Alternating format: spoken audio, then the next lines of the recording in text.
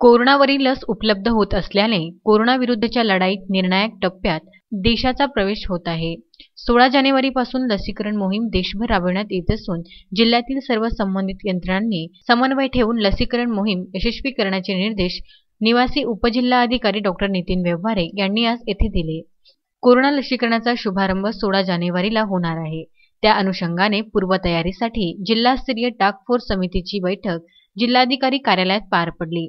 लसीकरणाच्या शुभारंभासाठी जिल्ह्यात 9 केंद्रे निश्चित करण्यात आली आहे।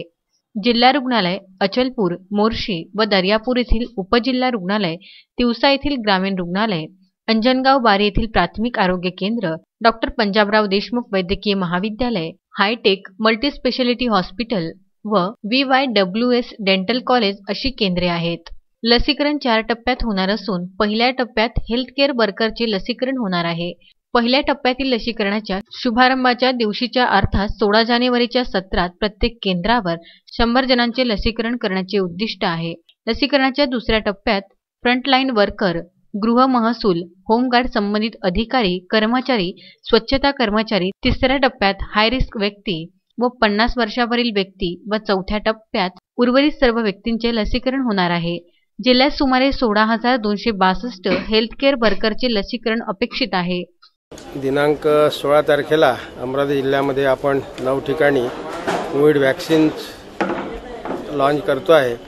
त्यामध्ये एक अमरावती जिल्हा सामान्य रुग्णालय, पंजाबराव देशमुख मेडिकल कॉलेज, एक प्रायव्हेटमधलं हायटेक हॉस्पिटल आणि एक विदर्भ आयुर्वेद महाविद्यालय, ग्रामीण भागामध्ये ग्रामीण रुग्णालय तिवसा, उपजिल्हा रुग्णालय दर्यापूर, उपजिल्हा रुग्णालय अचलपूर आणि PSC अंजनगाव बारी अशा 9 ठिकाणी आपण हे ॲक्च्युअल वॅक्सिन देण्याचं काम 16 तारखेला सकाळी सुरू होणार आहे।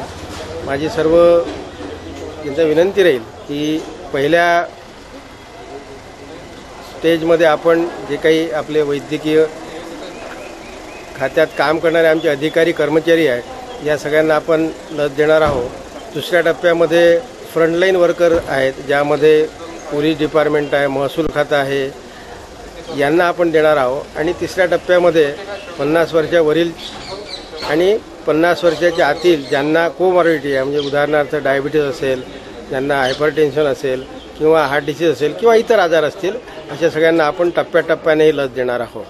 अनिकेत ठाकरे, विदर्भ न्यूज, अमरावती।